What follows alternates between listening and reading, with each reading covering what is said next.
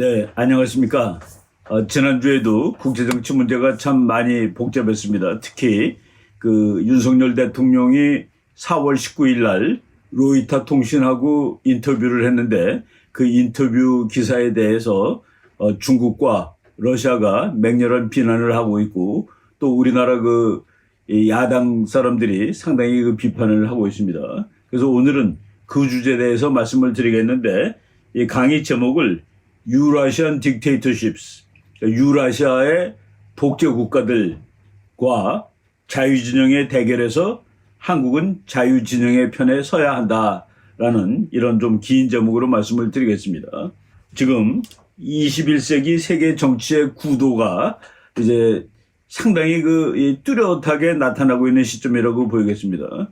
옛날에 냉전 시대 때 미국과 소련이 한 축을 이뤄가지고 서로 이제 갈등을 벌이고 있었고, 그리고 제3세계라는 세력이 또 이제 빠져나와가지고 그 갈등 관계에서 이제 반사적인 이익을 취하던 그런 시절이 있었습니다. 그런데 여러분 다 아시다시피 1990년에 소련이 붕괴가 되었고, 미국이 혼자 나홀로 패권 시대가 이제 계속되고 있는 중입니다. 물론 거기에 대해서 테러리즘도 도전을 했고, 중국의 도전도 있는데 2023년이라는 이 시점에서 봤을 때 세계 정치의 이 대결 구도는 서방 자유주의 국가들이 훨씬 숫자가 많아졌습니다. 그리고 아주 소수의 독재 국가들이 싸움하는 형국이라고 말씀을 드릴 수가 있겠습니다. 그래서 지금 미국의 지금 공화당이 미국 하원을 장악하고 있는데, 공화당 출신의 마이클 맥콜이라는 하원 외교분과위원장을 하고 있습니다. 이분이 미국 정부를 향해서 지금 미국이 대처해야 할 적성 국가들을 낱낱이 밝히고 그들의 어떻게 미국이 대항해야 할지를 보고서를 이제 내달라고 미국 정부에게 요청을 했습니다. 그래서 미국 하원 외교위원회에 미국 정부가 제출한 미국 적대국의 우선순위, 여러분들이 그림을 보실 텐데, 중국, 시진핑이 이제 미국 적대국 중 넘버1입니다. 제일 적대국. 그 다음에 푸틴의 러시아가 두 번째 적대국. 세 번째가, 그림에는 김정은이가 네 번째로 나왔지만은 그 보고서에 의하면은 세 번째 적은 북한입니다. 그리고 네 번째 적이 이란으로 돼 있습니다. 지금 세계 이 대결 구도를 보면은 21세기 세계 정치, 우리가 줄여서 우리 대한민국이 자리하고 있는 동북아 정치의 대결 구도를 보면은 중국과 러시아가 한편이 돼 있고, 그리고 북한이 거기 이제 같이 껴 있는, 그러니까 중국, 러시아, 북한이 한편을 이루고 있습니다. 거기에 대항해서 미국, 일본, 유럽의 자유국가들, 영국, 프랑스, 독일입니다. 그리고 호주, 인도, 그리고 대한민국, 이런 나라들이 이쪽 편이 돼가지고 서로 대결하는 그런 구도다. 지금 많은 한국 사람들이 중국과 미국, 그리고 중국, 러시아, 북한 대 미국, 일본, 유럽, 호주의 싸움에서 우리가 혹시 중립을 설 수 있지 않을까 생각하는 사람들이 있는데, 그거는 완전히 국제정치적인 허구입니다. 우리나라는 지정학적으로 중립이 불가능한 나라입니다. 역사적인 예를 들어보죠. 우리가 1904년부터 1905년 사이에 러시아하고 일본이 러일 전쟁이라는 전쟁을 했습니다. 러시아, 일본에 우리는 당사국이 아닙니다. 그럼에도 불구하고 전쟁터가 한반도와 그 주변 바다였다는 사실을 우리는 반드시 기억을 해야 됩니다. 러시아와 일본이 싸우는데 왜 우리가 전쟁터가 됩니까?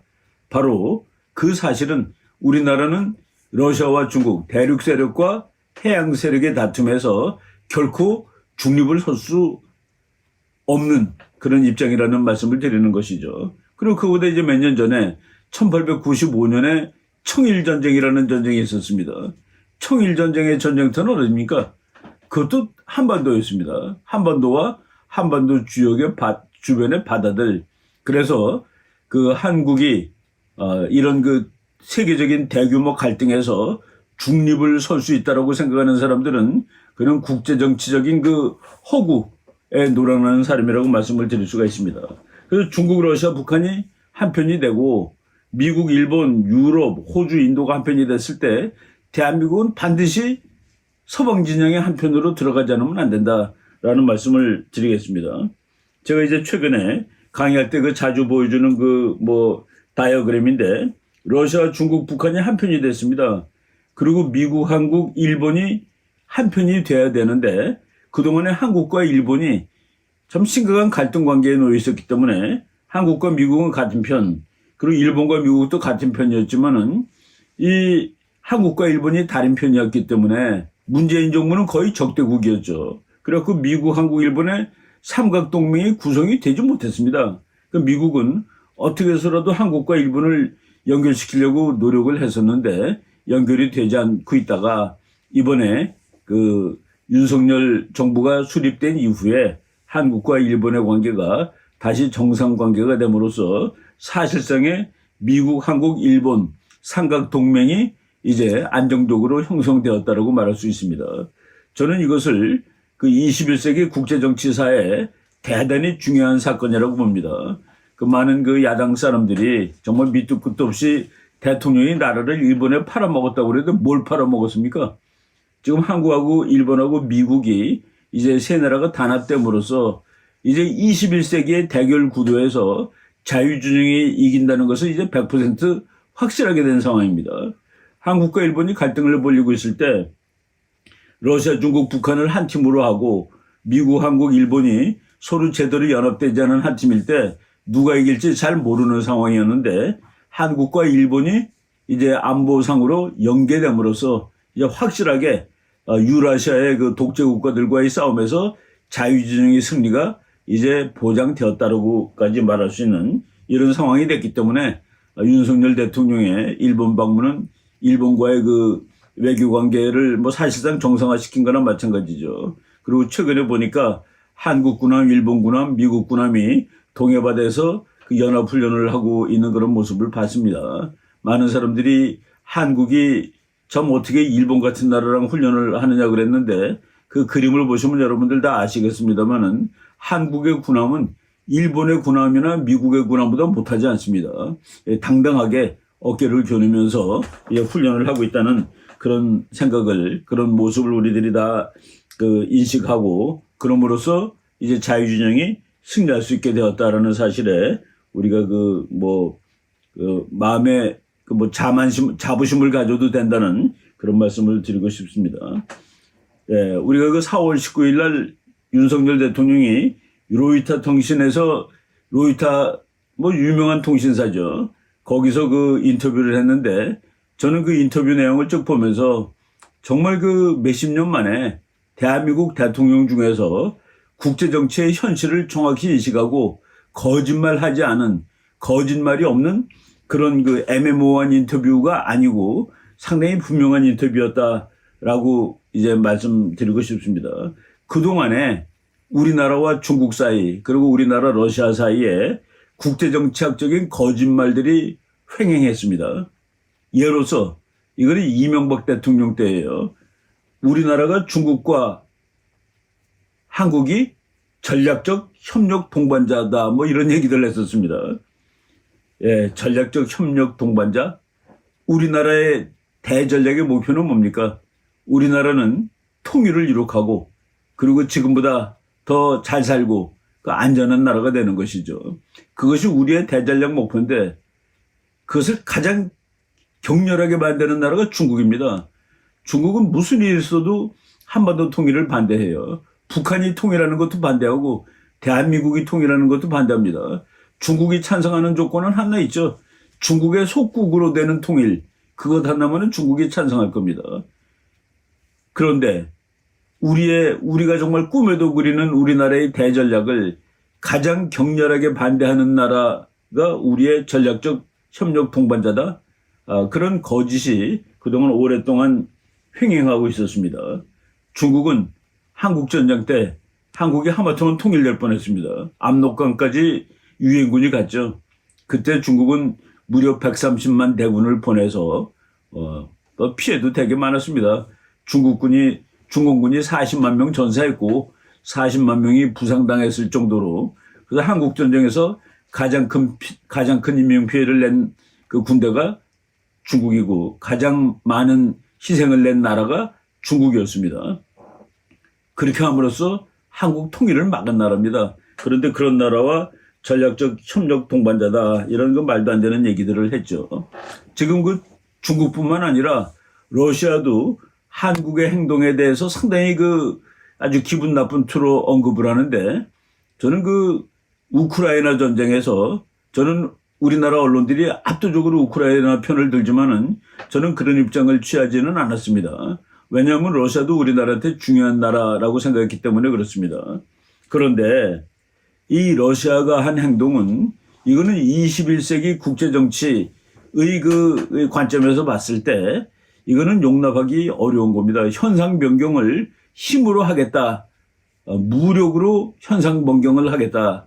그리고 국제정치에 그래도 우리가 불문율 비슷하게 다른 나라의 주권을 무력으로 침탈하지 않는다는 것이 그래도 21세기적인 국제정치적인 그 합의입니다. 이것을 깨고 전쟁을 시작해가지고 우크라이나를 지금 뭐 다 나라를 뭉겨놨습니다. 저는 지금 우크라이나는 뭐 멸망의 길로 가고 있다라고 보는 편입니다. 그런데 러시아는 그러면은 승리하고 승승장구하는 나라가 될 것인가? 저는 러시아도 우크라이나와 마찬가지로 이제 몰락의 길로 가는 나라다라고 이렇게 보는 편입니다. 두 나라가 동시붕괴하는 것이죠. 이 푸틴이라는 인간이 정부 부처에서 오래 그 일을 했던 사람인데 이렇게 그 무모한 일을 한 거 아닌가라는 이 생각을 해봅니다. 러시아가 무모한 일을 했다는 것은 말이죠. 어디에서 우리가 증명될 수 있냐면은 여러 국민, 우리 대한민국 국민들이 잘 모르는 부분이 하나 있는데 돈은 GDP는 한국이 러시아보다 오히려 더 많습니다. 2022년 세계 각국 GDP 현황 한번 보겠습니다. 제가 데이터 가져왔는데 월드뱅크 세계은행에서 이제 데이터를 제공한 것인데 뭐 1등은 당연히 미국이죠. 20조가 넘습니다. 2등은 중국인데 14조 좀 넘고 일본이 3등인데 5조가 넘는 나라입니다. 대한민국이 10등인데 1조 6,300억 달러를 2022년 한 해 동안 벌었습니다. 러시아가 2022년 한 해 동안 번 돈은 우리나라보다 적습니다. 러시아는 세계 11등입니다. GDP가 1조 4,800억 달러를 벌었습니다. 우리나라보다 무려 한 1,500억 달러를 덜 돈을 번 나라인데 그러니까 한국보다 대한민국보다 경제가 작은 나라인데 그런 나라가 대한민국 땅의 6배 되는 나라와 전쟁을 벌여가지고 그 나라를 점령하겠다라고 생각한 것이 과연 그 맞는 일이냐는 그런 생각을 해봅니다.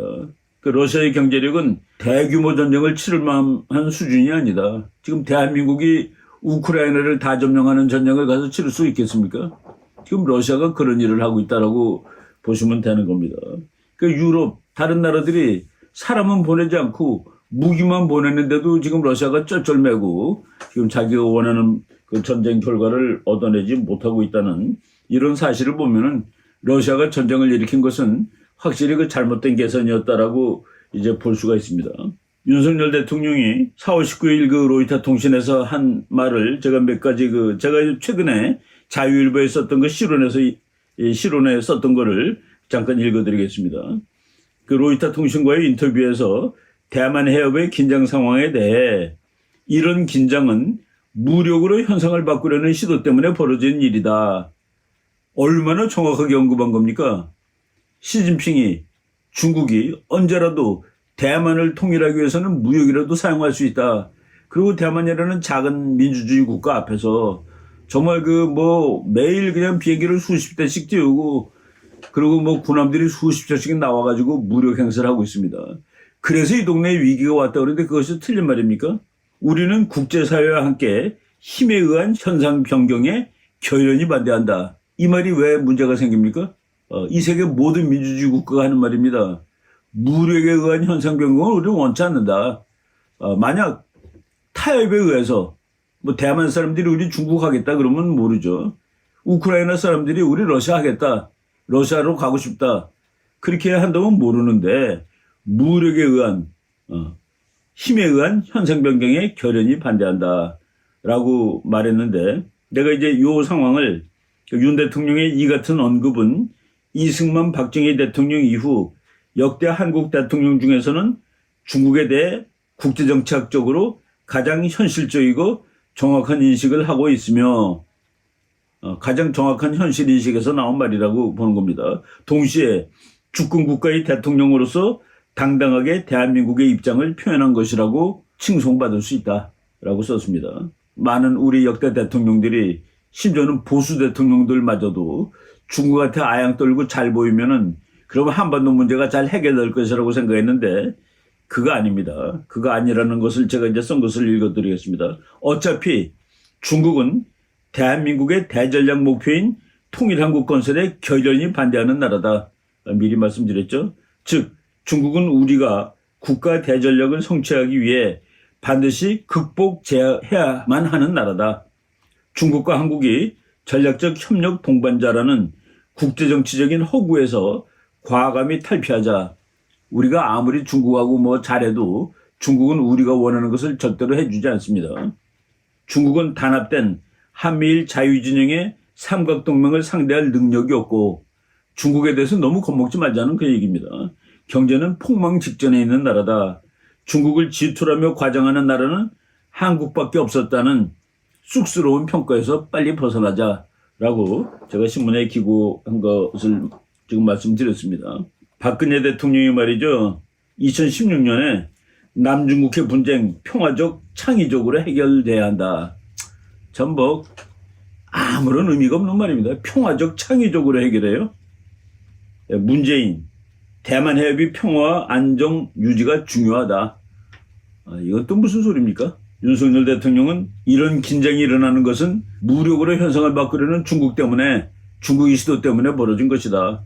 우리는 무력으로 현상을 바꾸려는 시도에 반대한다. 결연히 반대한다.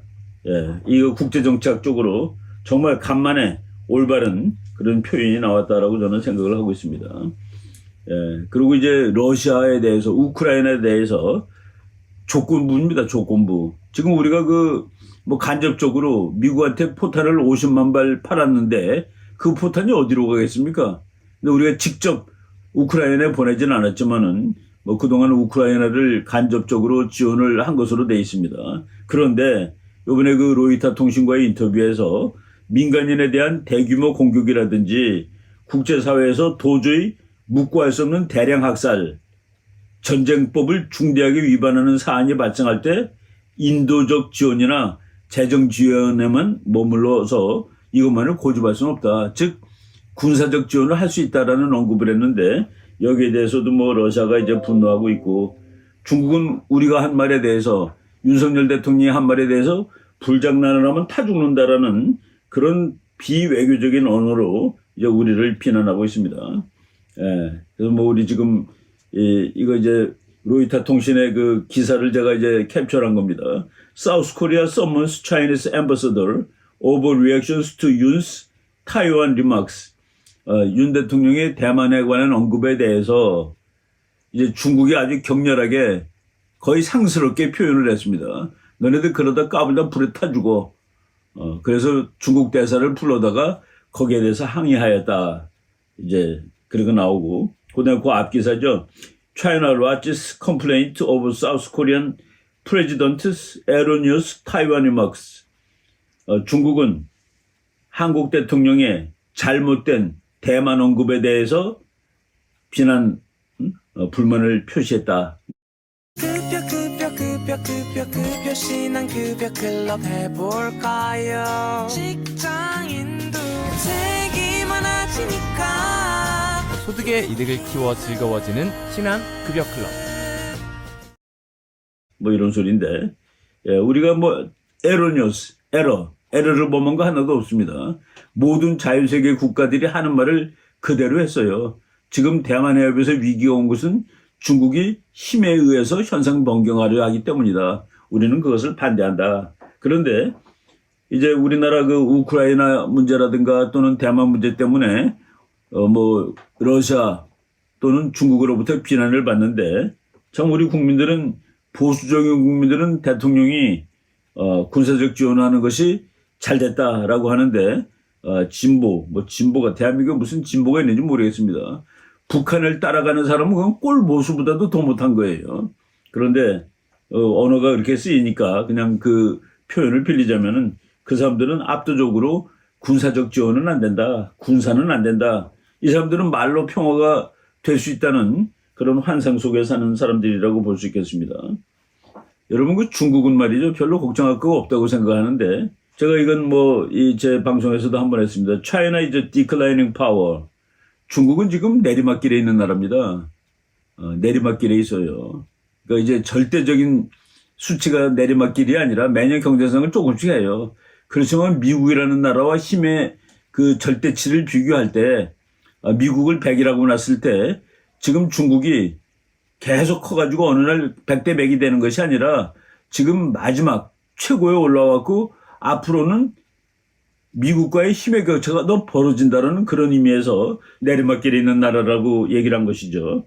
할 브런드라는 아주 대단히 그 실력 있는 그런 전략 이론가가 쓴 논문이고 그 책도 최근에 나왔습니다. 그래서 그게 더 문제다. 그 무슨 얘기냐면은 중국이 앞으로 미국하고 거의 같아지는 수준까지 간다면은 기다리면 됩니다. 왜? 시간은 자기 편이니까.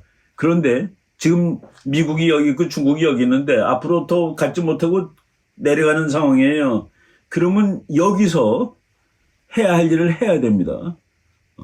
여기서 못하면 아예 영원히 못하게 되니까. 근데 여기서 마지막 하고 싶은 일은 뭘까?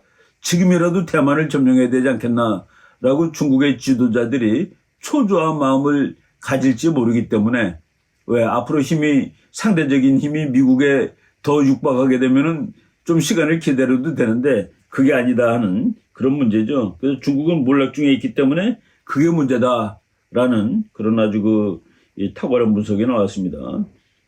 중국의 미래는 별로 밝아 보이지 않는다. 무한정 발전할 가망성은 이제 사라졌다. 이 같은 상황에서 현상 타파국은 중국은 현상을 타파하고 싶어하는 나라죠. 과감하고 심지어 공격적으로 행동할 수 있을지 모른다. 너무 늦기 전에 할 수 있는 일을 해야 하리라고 생각할 수 있는 것이다. 바로 그 요즘이 좀 위험한 때인데 여기 지금 책도 나왔습니다. 할브란드라는 그 교수가 이 이론이 바로 피킹 파워 트랩입니다. 힘이 꼭대기에 올랐기 때문에 오히려 더 위험하다는 거예요. 다시 내려가니까 더 계속 앞으로 올라가면은 문제가 없는데 지금이 최고다. 그럼 앞으로는 최고가 아니라면은 그러면 지금 뭔가를 해야 되기 때문에 국제정치가 더 위험해진다는 그런 이론이죠. 중국의 상대적인 힘은 절정에 올랐고 이제 내리막길로 치달을 것이다. 이거는 거의 모든 국제정치학자들의 공통적인 무성입니다. 우리나라 사람들 중에서는 아직도 중국이 언젠가 1등 되리라고 생각하는데 그거는 미국이라는 나라의 본질을 모르기 때문에 그렇습니다. 미국은 중국이 1등 되라고 가만히 있는 나라가 아니에요. 이미 중국 경제력을 뭐 그냥 망가뜨리고 있고 자유주의 국제시장 질서에서 중국을 퇴출시키고 있는 이런 중이라는 사실을 우리가 잘 알아야 됩니다. 그리고 저 윤석열 대통령의 행동에 대해서 마치 국민의 그 생각을 어기는 것처럼 생각하는데 우리나라 국민 여론조사 아주 재미있는 여론조사가 있습니다. 2021년 5월 달에 시사인에서 한 여론조사인데 한국인의 중국에 대한 호감도는 형편없이 낮습니다. 26.4%인데 북한의 호감도가 28.6이에요. 그러니까 북한보다도 중국이 더 아래입니다. 일본에 대한 호감도는 28.8로 나왔습니다. 북한보다 일본을 더 좋아해요, 한국 사람들이. 뭐 더 좋아한다는 말은 어폐가 있는데 덜 싫어합니다. 그리고 미국은 57.3. 그러니까 한국 사람들은 미국을 제일 좋아하죠. 중국을 적이라고 인식한 20대는 무려 62.8%였다. 우리나라 사람들이 중국을 상당히 두려워하고 그리고 국제사회의 질서를 어기는 나라라고 생각을 하고 있는데 왜 중국에 대해서 이렇게 두려워하고 중국을 옹호하고 있습니까? 그리고 또 러시아를 옹호하고 있고 심지어는 우리 젊은 친구들은 중국인이 우리나라 기업 주식 매입을 허용하면 안 된다라고까지 생각하는 사람들이 77.1%나 됐다라고 얘기를 합니다. 지금 중국은 말이죠. 그 말을 참 거칠게 하는 나라인데 2022년 7월 달에 낸시 펠로시 당시 미국 하원의장이 대만을 방문했습니다. 그때 중국이 난리가 났죠. 그때도 이제 불장난하면 타 죽는다는 얘기를 했습니다. 불장난하면 타 죽는다는 얘기를 중국은 낸시 펠로시한테도 했고 그리고 바이든한테도 했어요. 2021년 11월 시진핑하고 바이든이 회담하면서 미국이 잘못 불장난하면 타 죽는다. 지금 불장난하는 게 누군지 잘 모르겠는데 솔직히 미국에게 중국은 꼼짝 못하고 있다가 답입니다. 꼼짝 못하고 있는 거 뭐 하도 여러 개 나오지만은 최근에 차이 잉원 총통이 남미를 방문하다가 미국을 거쳐갔죠. 캘리포니아를 갔고 캘리포니아 그 로스앤젤레스 부근에 있는 그 레이건 대통령 기념관에 거기서 이제 이 미국 하원의장을 만났는데 이걸 가지고 또 중국이 난리가 났었죠. 그렇지만은 말로만 난리가 나고 실제적으로 행동을 못 합니다. 우리나라 그 윤 대통령 발언에 대해서도 불장난하면 스스로 타 죽는다. 스스로 타 죽는다 그랬는데 여기에 별로 겁먹을 필요 없다라고 저는 보고 있습니다. 마오닝이라는 중국 외교부 대변인이 지난 4월 6일이죠. 차이잉원 총통이 미국 방문에 대해서 뭐 비판하면서 중국의 주권과 영토의 완전성을 훼손했대요. 언제 대만이 중국 땅이었습니까? 솔직히 역사적으로. 그리고 중국보다 훨씬 대만이 경제력도 좋고 중국은 14억이니까 대만은 뭐 몇천만밖에 안 되고 그러니까 전부 하면은 중국이 훨씬 커 보이지만은 개인적으로는 대만이 중국보다 몇 배 잘 사는 나라입니다. 더 민주적이고 중국 사람들이 외교를 전랑 외교라고 그러죠. 이게 말이 되는 소리입니까? 외교가 어떻게 싸우는 늑대예요. 싸우는 늑대면 전쟁이지. 전쟁은 못하고 말만 세게 하는데 요번에 그 진강이라는 사람이 이제 지난 1월 달서부터 중국 외교부장이 됐습니다. 왕이 부장은 이제 물러나고 새로 됐는데 뭐 이 사람도 뭐 마찬가지로 이 전랑 외교의 그 맨 앞에 서 있는 전사지만은 뭐 말만 하면 뭐합니까? 여러분 지금 사진 안 넣어보실 텐데 중국 항공모함 함대가 딱 가는 겁니다. 뭐 중국 항공모함은 뭐 여러분 겁먹을 필요 없습니다. 최근에 우리나라 뉴스 보니까 중국 항공모함이 3일 동안에 비행기를 120회 출격시켰다 그러면서 상당히 대단한 것처럼 보도를 했는데 미국 항공모함, 그 포드 클래스는 하루에 270회를 출격시킬 수 있습니다.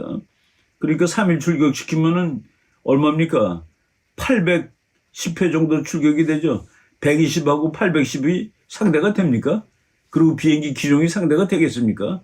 항상 중국이 몇 회 출격시켰다 그랬을 때 정확한 보도를 하려면은 미국은 몇 회 출격시킬 수 있다가 같이 나와줘야 된다라고 저는 생각을 합니다. 이건 벌써 한 2년 정도 된 얘기죠. 2021년 4월 얘기니까 미국의 그 순양함이 중국 항공모함 함대를 따라가면서 중국 비행기가 뜰 때마다 미군 해군들이 박수 쳐주고 그랬다 그럽니다. 그리고 이 함장이 중국 해군은 아직 미국 따라오려면 멀었다라고 얘기를 했습니다. 필리핀이 뭐라고 그럴 때 또 중국이 언제든지 너 까불면 주고 그러죠. 필리핀 땅까지 다 뺏었습니다. 필리핀이 바보스럽게도 1991년 미군 보고 나가라고 그랬습니다. 미군이 나가자마자 얼마 안 돼가지고 이제 필리핀은 자기 바로 옆에 있는 스카보로라는 섬을 하나 뺏겼습니다. 중국이 뺏겼고 그때 그 육군사관학교에 필리핀 학생이 하나 와 있었는데 제가 그 세미나 갔다가 그 학생의 그 슬픈 이야기를 들었습니다. 그 학생이 뭐라고 그랬냐면은 미군이 나간 후에 필리핀 서해는 우리 지도 보면 필리핀은 서쪽 바다, 그는 중국의 남쪽 바다입니다. 필리핀은 서해라고 그러는데 중국은 남해라고 그럽니다. 그래서 국제서에서는 남진해라고 부르죠. 필리핀 서해는 중국의 앞바다가 되고 말았습니다. 그리고 중국이 지금 하도 필리핀을 참 압박하니까 필리핀이 국제사법재판소에다가 뭐 이렇게 한번 제소를 한 적이 있었죠. 국제중재재판소에다가 거기서 만장일치로 필리핀 손을 들어줬는데 그 만장일치 판결이 나오는 날 시진핑 중국 주석이 중국 해군에 대해서 전투태세 명령을 내렸습니다. 그렇게 윽박 지르니까 결국은 필리핀이 최근에 그 나갔던 미군을 다시 불러들입니다. 그 미군은 다시 오면서 이제는 갑질하는 거예요. 옛날에는 필리핀이 갑이었죠. 다 나가 그래갖고서 1년 만에 나가라고 필리핀 의회에서 결의를 하는 바람에 그 결의 받으니까 미국은 분노해가지고 11개월 만에 다 나간 적이 있었습니다. 그리고 필리핀 서해는 완전히 중국 앞바다가 되니까 지금 다시 미국을 불러들이는데 여러분 이 지도 보세요. 미국이 와서 기지 여기 쓰겠다 해서 4군데를 쓰는데 그 3군데가 바로 대만 바로 밑에 있는 기지입니다. 필리핀은 저쪽 이 필리핀 서해를 지켜주기를 원했는데 미국은 이제 대만을 지키는 그런 일을 하고 있죠. 일본이 재미있습니다. 일본은 말이죠. 중국이 뭐라고 그랬냐면은 불장난하다 불에 타 죽을 것이라고 얘기하지 않고 한 대 맞아야 정신 차릴 것이라고 얘기했습니다. 한 대 맞아야 정신 차릴 것. 이게 말이지만은 참 일본 중국이 그렇게 가볍게 볼 나라는 아니라고 생각을 합니다. 일본의 그 아소다로라는 이 사람은 나이도 지금 80이 좀 넘은 정치가인데 이 사람이 2021년 6월 달에 대만이 중국의 공격을 받는다면 그것은 일본의 사활적인 일본에 죽느냐 사느냐 하는 문제고 일본은 미국과 함께 전쟁에 참전하겠다고 얘기했습니다. 이건 뭐 되게 센 얘기죠. 그나마는 일본 사람들이 그 외교적으로 상당히 꾀돌이라고 생각을 하는데 일본은 본시 전쟁을 못하는 나라입니다. 그런데 미국은 지금 대만 해협에서 전쟁 때문에 전쟁금 가는데 일본이 형님 전쟁하면 나도 같이 싸울게요 라고 그랬는데 너는 안 되라고 말을 못하는 거예요. 그래서 일본은 전쟁할 수 있는 나라 자격을 아주 참 기교 있게 획득했다라고 보는 편입니다. 만약 대만에서 아소다로 얘기해요. 대규모 사건이 발발한다면 뭐 그냥 영어를 직역하다 보니까 이렇게 했는데 메이저 인시던트가 난다면은 그것은 일본의 생존을 위협하는 일이라는 점에 전혀 의문이 없다. 대만에서 큰일이 나면 이것은 일본의 생존에 아주 그 결정적인 일이다. 만약 그런 일이 발생한다면 일본은 미국과 함께 대만을 방위해야만 할 것이다. 전쟁하겠다는 얘기죠. 그 이후에 일본은 급격히 군사력이 강화되고 그리고 반격 능력까지 갖추게 되고 그리고 중국하고 싸울 수 있는 여러 가지 방안을 다 강구를 하고 있습니다. 바로 며칠 전에도 미국의 군함이 중국이 우리 바다야, 우리 영해야, 그는 국제 해양법상의 불법입니다. 여기 그 인공섬에는 영해를 그을 수가 없어요. 근데 그 중국이 영해를 많이 커가지고 저쪽 남진해에 그 다니는 통로가 많이 불편합니다. 그래서 다른 나라들은 중국이 무서우니까 피해 다니는데 미국 군함이 중국이 영해라고 그런 데를 막 가로질러요. 가로질르면서 중국은 그때마다 이제 분노는 하지만은 아직 미국을 건드리지 못하고 있습니다. 미국은 그것을 자유의 항해작전이라고 하면서 그 중국을 모욕하고 있는데 우리가 지금 미국, 중국, 일본, 호주, 인도, 코드라고 그러죠. 코드에 대한민국이 가입하고 우리가 자유진영 편에 서야지 우리가 유라시안 딕테이터 편에 서야 되겠습니까? 이런 상황에서 오늘 최근에 있었던 일을 잠깐 말씀을 드렸습니다. 네, 오늘 강의는 이 정도 하고 여기 결론을 내리자면 본질적으로 우리는 자유진영 편이고 자유진영이 승리할 것은 불을 보듯 뻔하다. 그러니까 우리는 당연히 자유진영 편에 서서 자유통일을 이룩하고 그리고 한반도가 강대국이 가는 그 길을 찾아보자라고 말씀을 드리겠습니다. 네, 여기까지 하겠습니다. 여러분 감사합니다.